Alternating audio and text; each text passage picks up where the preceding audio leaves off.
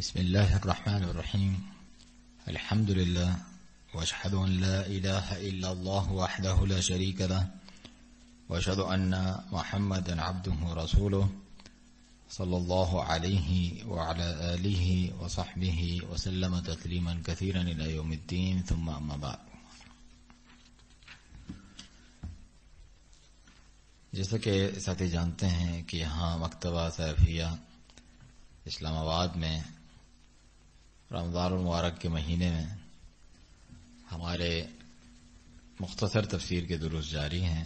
فوائد میں تفسیر جو کہ علامہ عبدالعزیز بن باز رحمہ اللہ کے مختلف دروس سے منتخب کردہ ہیں. آخر میں ہم نے جو اقتباس تھا آیات کا وہ طویل تھا، ان میں سے ہم مختلف حصوں میں آیتوں کی تفسیر پڑھ رہے ہیں جو کہ مکارم اخلاق کی جانب رہنمائی پر مبنی عنوان کے تحت ہیں. سورۃ البقرہ آیت 172 میں فرمانے والی تعالی ہے کہ یا ایھا الذین آمنوا کلوا من طیبات ما رزقناکم واشکروا للہ ان کنتم ایاہ تعبدون. اے وہ لوگوں جو ایمان لائے ہو، کھاؤ ان پاکیزہ چیزوں میں سے جو ہم نے تمہیں بطور رزق عطا کی ہیں. واشکروا للہ، اور اللہ کا شکر ادا کرو اگر تم اسی کی عبادت کرنے والے ہو. انما حرم علیکم المیتۃ والدم ولحم الخنزیر وما اہل به لغیر اللہ. اس نے تو تم پر یہی کچھ حرام کیا ہے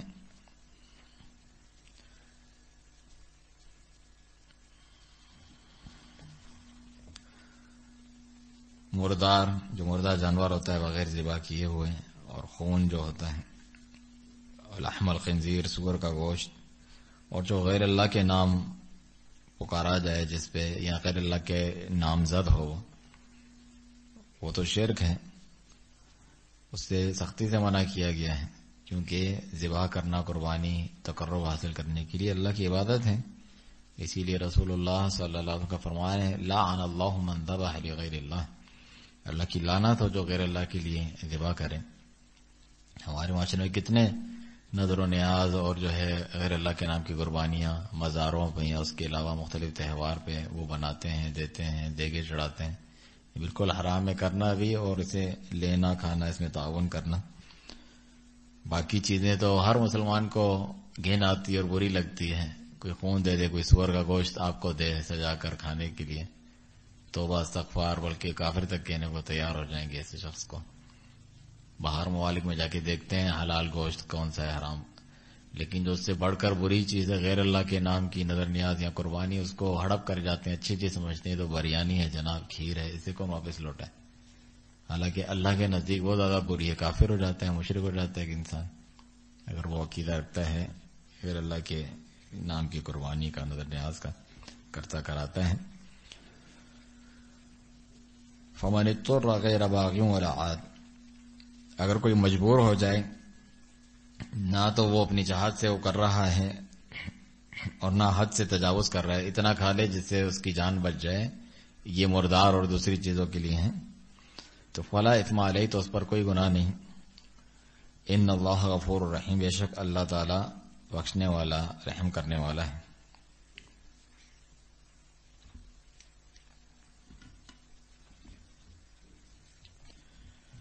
اس کی تفسیر میں شیخ ابن باز رحمہ اللہ فرماتے ہیں کہ ان آیات میں اللہ تعالی نے حکم دیا ہے طیبات، پاکیزہ چیزوں کو کھانے کا، ساتھ میں شکر ادا کرنے کا.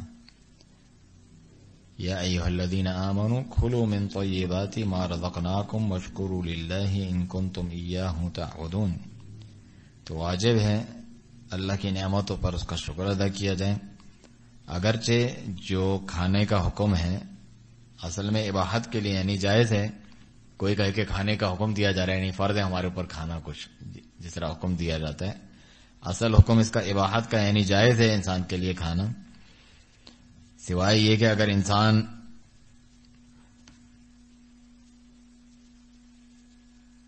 کی یہ حالت ہو جائے کہ جس سے اسے اپنے جسم کی، اپنی صحت کی حفاظت کی ضرورت پڑے، یعنی نہ کھائے گا تو وہ بیمار ہو جائے گا، مر جائے گا، پھر تو کھانا اباحت یعنی جائز ہونے سے بڑھ کر یعنی ضروری ہے، اس کے اوپر واجب ہے کہ وہ کھائے.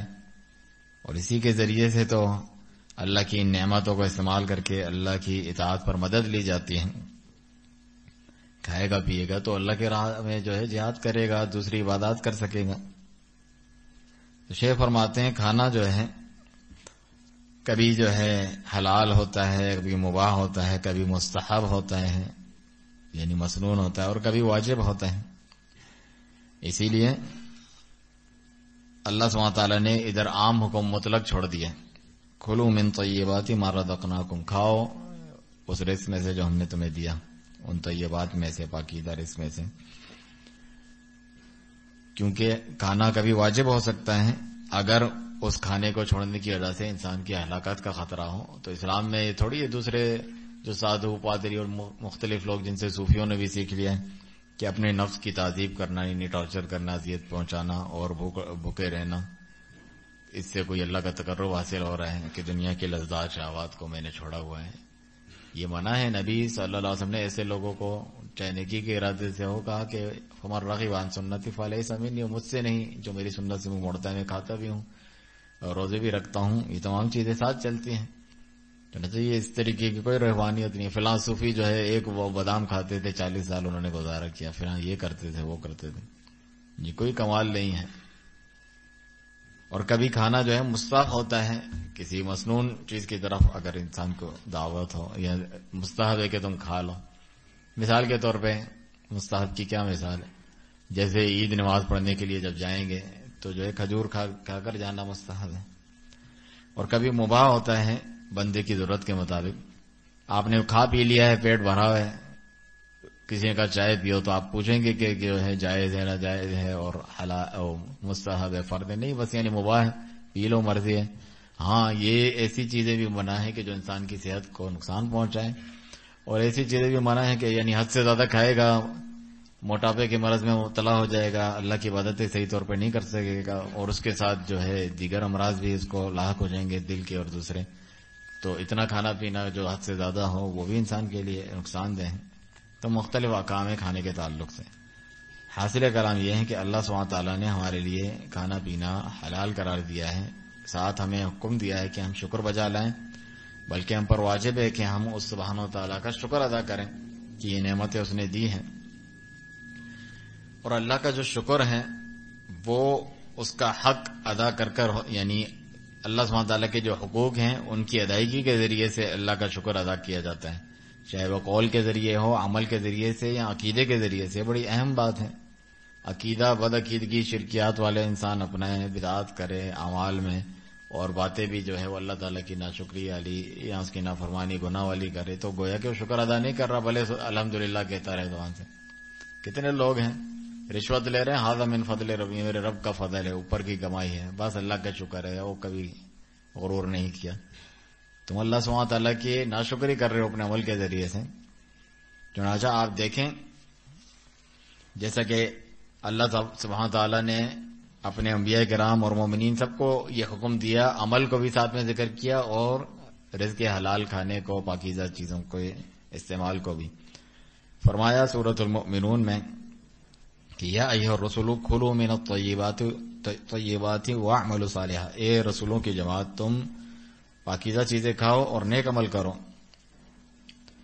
اس بارے میں حدیث بھی ہے، جیسے کہ شیخ نے تو یہاں پر ذکر نہیں کی، ویسے مشہور حدیث ہے صحیح مسلم کی، 40 وغیرہ میں بھی ذکر کی جاتی ہے کہ ان اللہ طیب لا یقبل الا طیبا، اللہ خود پاک ہے اور پاک چیز ہی قبول فرماتا ہے.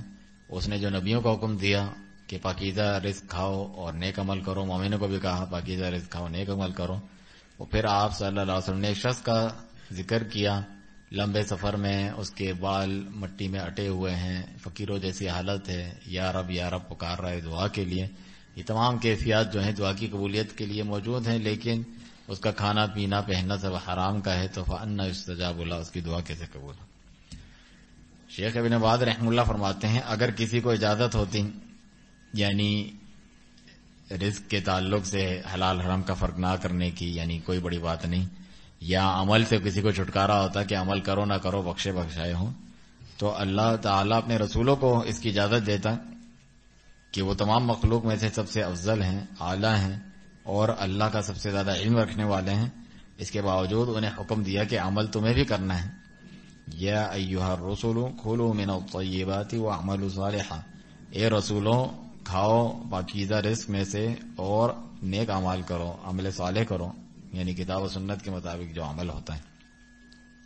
اور مومنوں کو بھی یہ حکم دیا، یا ایھا الذین آمنوا کلوا من طیبات ما رزقناکم واشکروا للہ، اے ایمان والو کھاؤ پاکیزہ چیزوں میں سے اور جو ہم نے تمہیں دی ہیں اور اللہ کا شکر ادا کرو۔ چنانچہ ہم نے یہ ثابت کیا کہ شکر عمل کا بھی نام ہے، جیسا کہ اللہ تعالیٰ کا خود فرمان ہے، اعملوا آل داود شکرا، اے آل داود شکر ادا کرو۔ آل داود کو کیا کچھ عطا کیا گیا، جو ہے خود داود علیہ السلام کو پہاڑ مسخر، اور جو ہے ان کے ساتھ وہ تسبیح کرتے تھے پرندے، اور لوہا تک ان کے لیے تانبا سے پگھلا دیا، وہ ہاتھ سے موڑ کے جو ہے آہنی یعنی لوہے کے کڑیاں بناتے تھے، اور زرہ اور جو سپہ سالار پہنتے ہیں وغیرہ، یعنی لوہے کا جو لباس ہوتا ہے جنگی لباس، یہ تمام کیا کچھ ان کو دیا، بادشاہت دی بہت بڑی۔ اسی طرح سلمان علیہ السلام ہوائیں مسخر، جنات، پرندوں کی، جانوروں کی بولیاں وہ جانتے ہیں وغیرہ وغیرہ، یہ تمام چیزیں، اور کہا کہ ان کے شکرانے میں کیا کرو، عمل کرو شکرانے کے طور پہ۔ شیخ اس کی تفصیل کرتے ہیں کہ عمل جو ہے کبھی انسان کا اچھے عقیدے کے ذریعے سے ہوتا ہے جو شریعت کے مطابق ہو۔